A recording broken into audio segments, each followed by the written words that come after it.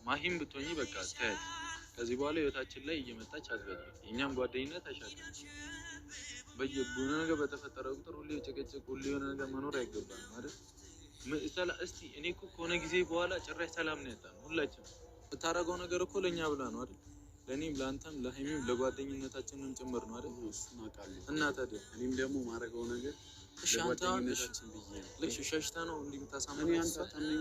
እኔ አምናለሁ እኮ አላምንም አይደለም፣ ግን እንዲህ ሸሽተህ ተደብቀህ ነው ከእኛ። እሺ ለምን ትደበቃለህ? ሮዛም ከዚህ በኋላ እንደዚህ አይነት ነገር እንዳይደገም ምንም የምፈልገው ነገር አይደለም። ለይቅርታ ከሆነ እኔ ይቅርታ አድርጌያለሁ፣ ሀሰን ይቅርታ አድርጓል፣ ማሂም የምታደርግልሽ ይሆናል፣ ሀይሚም እንደዛው። ስለዚህ ከዚህ በኋላ ሰላም። የክፉ ጓደኝ መመስገን አለብሽ። የውለታ ጉዳይ ውለታ ነው መልሱ፣ የተሳካለታ ከቀኑ ሲደርሱ። ሰላም ሰላም ሰላም ሰላም፣ ውድና የተከበራችሁ ቻናሌ ቤተሰቦች እንዴት ናችሁ? እኔ ደህና ነኝ፣ እግዚአብሔር ይመስገን። ሁሉ ሰላም፣ ሁሉ መልካም፣ እግዚአብሔር ይመስገን። እኔ ጋር ሁሉ ሰላም፣ ሁሉ መልካም ነው። ለዚህ ቤት አዲስ ከሆናችሁ ሰብስክራይብ፣ ላይክ ማድረግ እንዳትረሱ እያልኩ ዛሬም ብቅ ብዬላችኋለሁ። ቪዲዮ ስትጀምሩ ላይክ እያደረጋችሁ ጀምሩ። ውድ ቤተሰቦች እንግዲህ ዛሬ ሲመጣ ብሩኬና ሀሰንን ይዤላችሁ ከች ብያለሁ ማለት ነው። ብሩኬና ሀሰን በነገራችን ላይ በጣም የቆየ ጓደኞች ናችሁ። እውነት ስነግራችሁ ዛሬ ላይ የተፈጠረ ነገር ግን በጣም ነው የሚከብደው፣ በጣም ነው የሚያዛዝነው። እና ብሩኬ ትልቅ ሸማግሌ ሆኖልናል። እንግዲህ በጣም ነው ደስ የሚለው ስላችሁ መቃለል ላይ ሰው ሲጣሉ ምናምን አስታራቂ ሆኖ ይገኛል። ብዙ ጊዜ እውነት ስነግራቸው እኔ ከአንድ 3-4 አይቻለሁ ማለት ነው። እንደዚህ ጥንዶች ወይም ደግሞ በሱ ዙረት ያሉ ልጆች ሲጣሉ በጣም ቶሎ ብሎ ነው የሚያስታርቁት። እና አሁን እንግዲህ ያቺ ሮዛ ተብዬው ልጆቹን ደግሞ ከዚህ በፊት ብሩኬና ሀይሚ ጋ ነው የምትንጫጨው። አሁን ደግሞ ሄዳ ማሄና ሀሰንን አለያይታለች ማለት ነው። ሀሰንና ማየ ተለያይቶ ነው አሉ አሁን ማለት ነው። በጣም ትልቅ ጥላቻ ውስጥ ነው አሉትና በጣም ነው አዘንኩት። በነገራችን ላይ ሀሰን በጣም በምስኪንነቱ ነው እንትን ያለው፣ በደካማ ጎኑ ነው የገባችው ያቺ ሮዛ ተብዬው ማለት ነው። እሷ ልጅ እኔ እንጃ ነው አእምሮ እንዴት እንደሚያስብላት ፈጣሪ ወቀውና ሀሰንን በቃ ባብላ ምን ብላ ብዙ ነገር አውርታ እንግዲህ ሀሳን እንዲያዝንላት ወይም ደግሞ በቃ አይደለ እሱ እሺ እንድላት አድርጋ አሁን ደግሞ ሁሌ በቃ አይደለም ዛሬ መልካም ሰው ትሆናለች እና ነገ ደግሞ ኢባብ ነገር እየሆነች ሀሰንና ማሄ እንዲጣሉ አድርጋለች ማለት ነው። ያቺ ሮዛ ተብዬው ማለት በቃ እሷ እንትን የላትም ህይወት የላትም የሚለው ነገር ማርያምን ግራ ገብቶኛል። ማለት ሰው ልጅ እኮ ለካ በመታየትነት ብቻ እንትን ያጣል፣ ለካ ማንነት ያጣል። እሷ ልጅ አሁን ማንነቷን አታለች። እግዚአብሔርን ነው የምላችሁ፣ ማንነቷን አታለች። ማንነቷን ስላችሁ በሰው ዘንድ ተጸይፋለች። ጥሩ ስራ አልሰራችም። ተገዝታ ወይም ደግሞ ከኋላ ሰው አድርጊ ብሎኝ ነው ያ ነገር ጥፋት የሰራው እያለች ትገኛለች። ነገር ግን ማንም ሊቀበላት አይችልም። ሲቀጥል ደግሞ ማንም ሊያምናት አይችልም።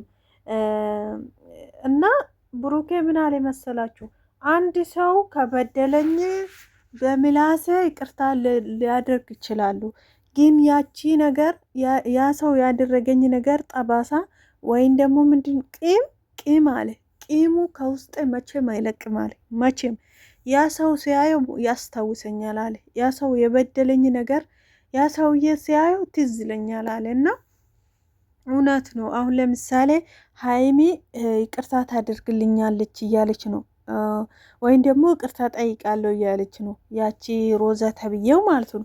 የፈለገ ነገር ብትጠይቀው ግን ሀይሚ ያቺ ነገር ረስታ እንደ ድሮ ልትሆንለት አትችልም።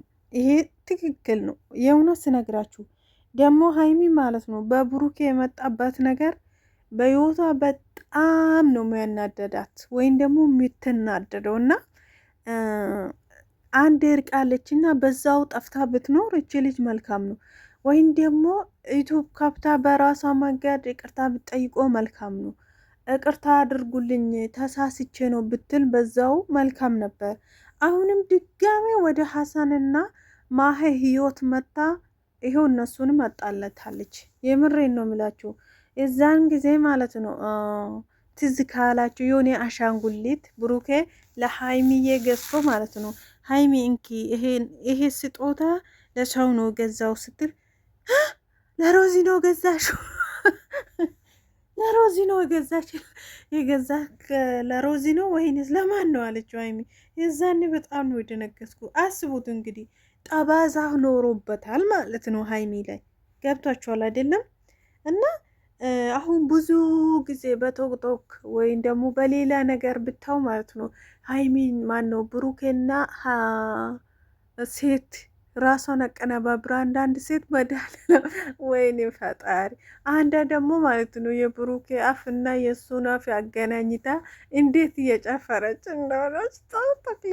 ወይኔ መድኃኒዓለም ሀይሚ ይሄ ስታይ ትናደድ ይሆን እንዴ እያልኩ ነበረ። ጌታ ማለት በቃ ለአንድላ ፊቱና ፊቱን አገናኝታ አፍና አፉ ምኑ በቃ አንድ ላይ የተነሱ ፎቶ አስመስላ አንድ ልጅ ማርያምን ለምን ይሄ ሁሉ አስፈለገ? እኔ የሚገርመኝ በህይወቴ ማለት ነው እግዚአብሔርን ነው የምላችሁ አንድ ወንድ ከአንድ ሴት ጋር ካየው መቼም አልመኝም ያሰው መቼም። ወንድም ደግሞ አንድ ሴት ከአንድ ወንድ ጋር ካየ ያቺ ሴት መመኘት የለበትም። ማንም ልመኛት አይችልም ነበር። አሁን ግን በቃ አለ አይደለ ሰው ፍቅረኛ ሲኖሩ አንድ ወንድ ከአንድ ሴት ጋር ከፍቅረኛው ጋር ሲያየው ሰው ልጅ አምንም ለምን እንደሆነ አያውቅም። በቃ አለ አይደለም። ለምሳሌ አሁን እንጀራ ማለት ነው አንድ ትሪ ላይ ከቀረበ ሁሉም ይበላ የለም እንደዛ ነው የሚያስቡት። ማርያምን አንድ ወንድ እዛኛ ጋም ያችም የሚወድ ነው የሚመስላቸው። አንዳንድ ሴቶች ደግሞ ለምሳሌ አንድ ወንድ ከወደዱ ማለት ነው መድኃኔዓለም ያለ በቃ ይሄን ሰማይን አምጥቶ መሬት የሚያስቀምጡ ይመስላቸዋል። በቃ የራሳቸው የሚያደርጉ ነው የሚመስላቸው። እና እንደዛ ነገር እኔ እውነት የምነግራችሁ ስህተት ነው ብዬ ነው የማስበው። ትልቅ ስህተት። በቃ ያ ሰው ወዶ ፈቅዶ በቃ አለ ፍላጎቱ ስለሆነ ነው ያቺ ሴት ጋር የሚኖሩ ወይም ደግሞ ከሷ ጋር የሚቆዩ። እኔ ምን ቤት ነኝ ታዲያ? እሱ ወዶ ፈቅዶ ከአንድ ሴት ጋር አብሮ የዋለ አብሮ እየሰራ አብሮ ብዙ ነገር እያሳለፈ እንዴት ነው ያ ወንድን ሊመኘው የሚችለው? እኔ በጣም ነው የምገርመኝ።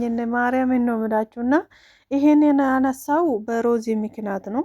ሮዚ እንግዲህ መቼም የማታገኘው ነገር ተመኝታ ወይም ደግሞ በቃ አይደለ ሰው ሂጂና ሀይሜና ብሩኬን እንዲያደርጊ ለራስሽ ማድረግ ትችያለሽ እንደዚህ በይ ተብላ የዛኔ ያ ሁሉ ብላ ከዛ በኋላ ደግሞ ከአንድ ወር ከሁለት ወር በኋላ መጣች። ስትመጣ ደግሞ አሁን ደግሞ ማንን አጣላችሁ? ማሄና ሀሳኔን አጣለች ማለት ነው። ምክንያቱ ሀሳን ጋር ብዙ ጊዜ ደውላ በቃ የተለያየ ነገር እያወራች፣ ወንድ ልጅ ደግሞ ታውቃላችሁ ልቡ ይራራል፣ ለሴት ልጅ ይራራል። እግዚአብሔርን ነው የምላችሁ ሩሩ ነው የወንድ ልብ። አንዳንድ ጊዜ ወንድ ልጅ ማለት ጻን ልጅ ማለት ነው ያለች ልጅ አለች። እና እውነት ነው ማርያምን። እና ሀሰን እንግዲህ ያ ሁሉ ረስቶ አሁን ደግሞ በቃ አለ አይደለ እሷ ጥሩ ነገር ስታወራ ብዙ ቴክስት ስትልክለት እሺ ብሎ ያ ሁሉ ነገር ረስቶ ይቅርታ አድርጎለት ቀርቧት ምናምን ሁሉም ይቅርታ እንዲያደርግለት እያደረገ ነበረ። እና ማሄ ደግሞ ሴት ልጅ አይደለችም ታዲያ ሀይሚ ስለምትወዳት ይሄ ነገር ሀይሚ እና ብሩኬ ያን ጊዜ ብላዩ ኖሮ ሳለያይታለች በሚለው ማሄም ደግሞ ህልክ ውስጥ ገባች። ህልክ ውስጥ ስትገባ ነገም ከነጎዳም ደግሞ ያቺ ዛሬ ይቅርታ ልጠይቅ እግሯ ላይ ወድቄ ይቅርታ ልጠይቅ እያለች ትመጣለች። ልክ ቪዲዮ ላይ ስትወጣ ደግሞ ሌላ ሰው ትሆናለች። ያቺ ሮዛ ተብዬው ማለት ነው። ከካሜራ ጀርባ ሀሰንን በቃ ይቅርታ ጠይቃለሁ፣ ያጠፋሁት ለተናገርኩት ነገር ይቅርታ ጠይቃለሁ ዛሬ ብላ ካሜራ ይዘው ይመጣሉ። ልክ ማየት ስታይ ደግሞ ሌላ ሰው የሆነች አእምሮውንም ንግግሯንም ሁሉ ነገሩም ትቀያይራል። በጣም ነው የምታስቀኝ በነገራችን ላይ እና በጣም ህይወቷን እንጥላለች። በቃ ህይወት የህይወት አልባ የሆነች ልጅ ናት እሷ። የእውነት ስነግራችሁ ማለት ነው። በህይወቷ ተስፋ የቆረጠች በህይወቷ ተስፋ የቆረጠች ሴት ትመስለኛለች እሷ ልጅ ማርያምን። ብዙ ወንዶች ጋር አንድ ጊዜ ደግሞ ከአንድ ጥቁር ወንድ ጋር ተንበርክካ ቀለበት ስታደርግለት አይቻለሁ፣ ለወንድ ልጅ ማለት ነው እቺ ሮዛ። ነገር ግን ማርያምን ነው ብላችሁ በቃ እሷ አለ አይደለም በህይወት ተስፋ የቆረጠች ሴት ናት ብዬ አስባለሁ። በቃ አለ አይደለም ወንድና ሴት ወይም ደግሞ ፍቅረኛሞች ወይም ደግሞ አለ አይደል አብሮ የሚሰሩ ሰዎች መሀል እየገባች እንደ ማታ ልጤን የሚባለውን ታቦካለች፣ ትበጠብጣለች እና በጣም ነው የምታስቀኝ እሷ ግን። እና ውድ ቤተሰቦች እንግዲህ ዛሬ ሀሰን ተናዶ ማሄን ለቆ ወደ ቡታጅራ ሄዷል ማለት ነው። ብሩኬ ደግሞ ግዴታ ሄደ ማሄን ሰላም ትላለ፣ ማሄን ታወራለ እያለ እያስታረቀ ይገኛል ማለት ነው። ብሩኬ የኛ አባት የኛ ጀግና ወንድም በርታ እንላለን የኔ ጌታ። በዚሁ ቀጥሎ ላይክ ሰብስክራይብ ማድረግ እንዳትረሱ። ወዳችኋለሁ።